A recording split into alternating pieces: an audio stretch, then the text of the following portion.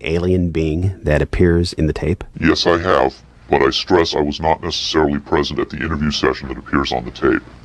I'm not going to be specific. I may have encountered the being at another time. What can you tell us about the alien interview we're about to see? This one is rather recent, very late in the series. The interview process has been ongoing since the being arrived, which was in 1989. Approximately twice a month, they sit it down for a session that generally lasts from 3 to 5 hours. If they try to go longer than that, or if they schedule the sessions more frequently, the being becomes unresponsive. There's a fair amount of infighting among the scientists from different disciplines to get their questions asked. What has the alien revealed? Various minor technical details of the saucers. The physicists and engineers are frankly frustrated. They feel the being is withholding information. Possibly concepts are getting lost because all the information has to come through a telepath. But also it may be that the bulk of their scientific knowledge is just too advanced to be translated into our primitive conceptual framework. It's analogous to if a human scientist were to try to translate quantum mechanics into the grunts and screeches of a chimpanzee. That's not a very flattering comparison. Frankly, there's a high attrition rate for scientists in the program. You'd think they'd be energized by the challenge.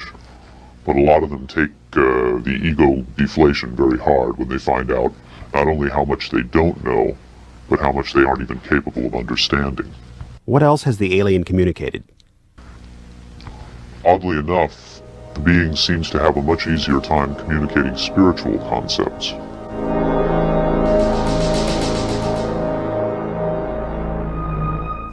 The human body is a vehicle, a vessel. The vessel must be maintained to serve the spirit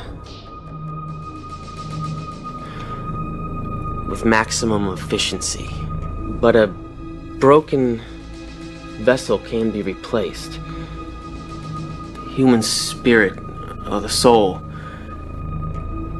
can have many vessels. Is the process natural or technological? Both are one. Technology is a natural excrescence of humanity. Technology is a process the vessel uses to perfect itself. So this transference of the soul from vessel to vessel, did your kind create the mechanics of it, or is it a natural? Did it predate the intellectual creation? Before understanding must come acceptance. It is not technological. Well, I think what he's trying to say is that the question is meaningless. The soul can travel from vessel to vessel. Reincarnation, transfiguration, whatever. It's real. What I'm getting at is, does he know how it's done? Victor uses the term vessels to refer to the alien's conception of the body as a disposable vehicle for the soul. The UFO cult known as Heaven's Gate used the term containers in a similar context. The mass suicide of the Heaven's Gate cultists illustrates the dark side of accepting such ideas at face value. Doe, the Heaven's Gate cult leader, preached that humans can pass from container to container. The mysterious Victor, on the other hand, harbors no such belief. In his interview, recorded months before the Rancho Santa Fe tragedy, Victor made his attachment to his own earthly vessel abundantly clear. And let me just state here publicly, to head off any clever ideas anyone might be having, I have never been, am not now, and never will be suicidal. But how would the public know if something happened to you, since we don't know who you are? I'm taking care of that, trust me. If something happens to me, if I die, people will know who I am. Do you think it's a reassuring sign that these aliens can communicate with us on a spiritual plane? It would be nice to think so, but I'm not sure if it's really such an achievement considering the mismatch between our intellects. I mean, you're not going to have much luck making your dog understand calculus. But if you pet him on the head and say, "Good dog," aren't you communicating spiritually? And doesn't the animal control officer say, "Good dog," when he comes to put some poor stray to sleep? Doesn't the vet try to reassure the animal just before he spays it? When you're dealing with beings whose intellect is so far beyond your own, I don't think it's safe to assume they have your best interests at heart. What about the content of the tape segment you brought? As I said, this is late in the series. In fact, it's quite close to the end. Because of his unwillingness to reveal his own identity, Victor's story stands or falls on the credibility of the tape he supplied. Here, exclusively, for the first time anywhere, is the uncut, uninterrupted alien interview tape, shown in its entirety in real time.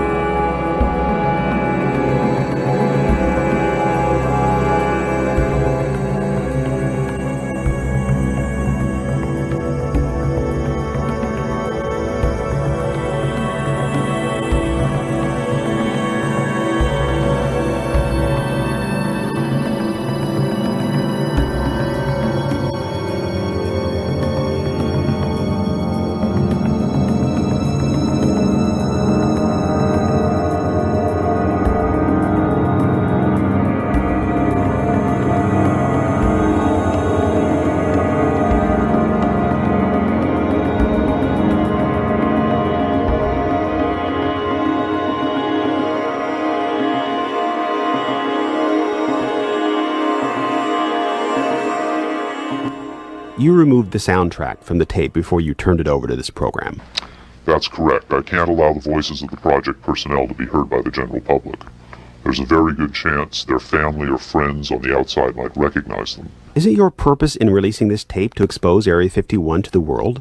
My purpose is to expose the existence of the aliens, not compromise these individuals. I made the decision to come forward. I'm taking precautions to protect my own identity, and I don't think it's fair for me to put these others in danger of exposure. In any case, the interview on the tape went nowhere. It was interrupted, as you'll see. Can you describe for us what we're seeing?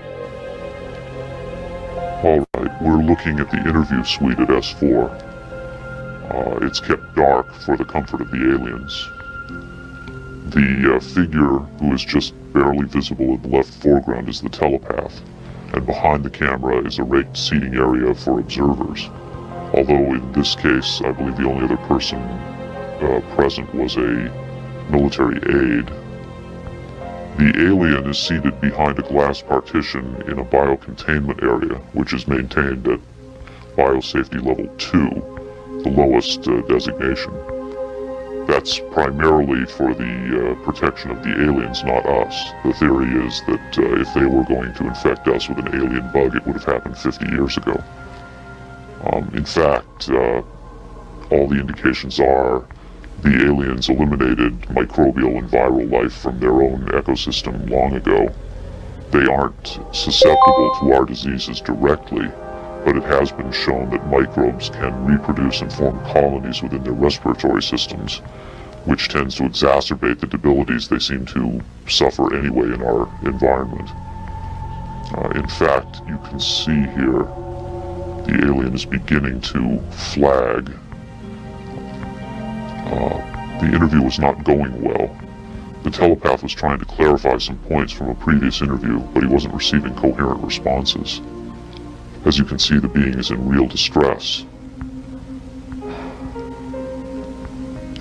At this point, the telepath is sending out a message to the medical staff. He's trying to communicate with the alien, but he's getting no response.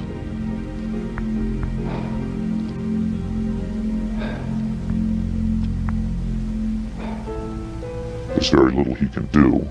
There's no direct connection between his space and the biocontainment area. That's the aide stepping in on the right.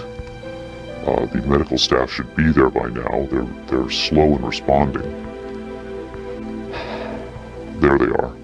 I have to say the medical personnel at S4 are less than first rate. They tend to be selected for their willingness to keep secrets rather than their medical competence. By the way, he's not shining that light into the eyes. It looks that way, but in fact he's checking for hemorrhaging around the eye sockets and in the nasal cavity.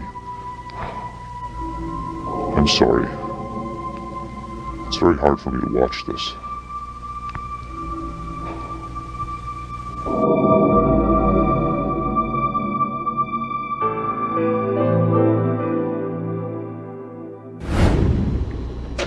You're asking me if I think this is real?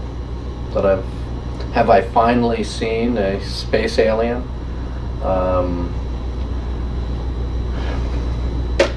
I don't know. But I do know this. I know that this is not a tricked up version like the alien autopsy. It doesn't attempt to distract you away from the alien. It doesn't have that cinema verite, black and white. It doesn't go to great lengths to try to fool the audience. It's straight ahead. It's an alien on tape. Pretty much the way you'd probably film it. The point is this. What